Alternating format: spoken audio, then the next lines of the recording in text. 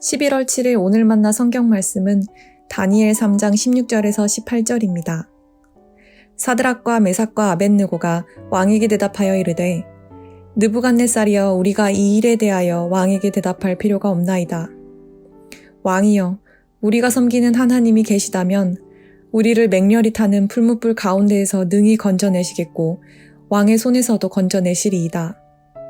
그렇게 하지 아니하실지라도 왕이여 우리가 왕의 신들을 섬기지도 아니하고 왕이 세우신 금 신상에게 절하지도 아니할 줄을 아옵소서. 아멘. 오늘 만나러 만나주시는 하나님을 기대합니다. 절대화된 권력은 언제나 광기의 시대를 만듭니다. 하지만 역설적으로 평소 구별하기 힘들었던 알곡과 가라지가 누구인지 확연하게 드러내는 시금석이 되기도 합니다. 바벨론 제국의 느부갓네살 왕은 다니엘의 해몽으로 인해 잠시 여호와 하나님을 인정했습니다. 그러나 절대 권력에 취한 나머지 주술적 동기를 깔고 있는 국가 의례를 제정하였습니다. 거대한 금신상 세워놓고 온 백성에게 경배를 강요한 겁니다. 이를 어기는 자는 풀무불의 화형에 처하겠다고까지 공표했습니다.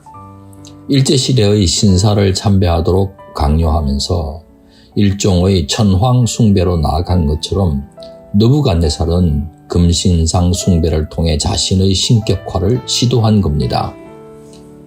그동안 느부갓네살의 신하들은 왕이 자신의 꿈을 해몽해낸 유대인 다니엘을 총애하자 시기해 오던 터였습니다.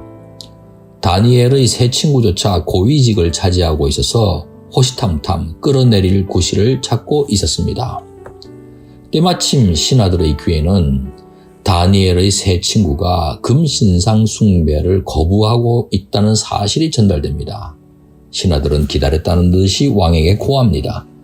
금신상 숭배를 거부하는 것은 왕의 명령을 거부하는 것이고 왕을 높이지 않는 것이며 왕의 신들을 섬기지 않는 것이라고 고소했습니다.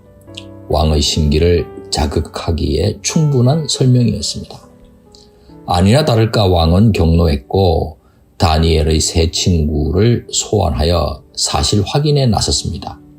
왕은 이제라도 신상 앞에 엎드려 절하면 살려주겠지만 거부하면 즉시 풀무불 화형을 집행하겠다고 했습니다. 그런데 이 세 친구가 생사여탈권을 갖고 있는 절대 권력을 향해 답변한 내용은 놀랍다 못해 당돌했습니다. 먼저 왕의 질문에 대답할 가치조차 느끼지 못한다고 했습니다. 자신들을 풀무불에 내던져도 살아계신 여호와 하나님께서 능히 건져주시겠고 왕의 손에서도 건져주실 것이라고 확신한다고 했습니다. 또한 하나님의 뜻이 있어서 혹시 건져주시지 않을지라도 자신들은 왕의 신들은 섬기지 않을 것이며 왕이 세운 금신상에게도 절하지 않겠다고 했습니다. 어떻게 해서 다니엘의 세 친구는 절체절명의 위기에서도 목숨 걸고 우상숭배를 거부하며 여호와 하나님을 향한 절대 충성과 신앙의 절개를 지킬 수 있었겠습니까? 처음서부터 믿음의 용장이었겠습니까? 그런 사람은 이 세상에 없습니다. 믿음의 조상 아브라함도 하나님 마음에 합했다고 하는 다윗도 처음부터 그 믿음이 대단한 것은 아니었습니다. 하나님의 빚어주심을 따라 자라갔을 뿐입니다. 사랑하는 성도 여러분, 우리 역시 신앙의 시험대에 오르곤 합니다. 크든 작든 시련의 시간은 찾아옵니다. 작은 싸움에서 믿음으로 이겨갈 때 더 큰 싸움에서도 승리할 수 있습니다. 믿음의 연단은 결코 헛되지 않을 겁니다.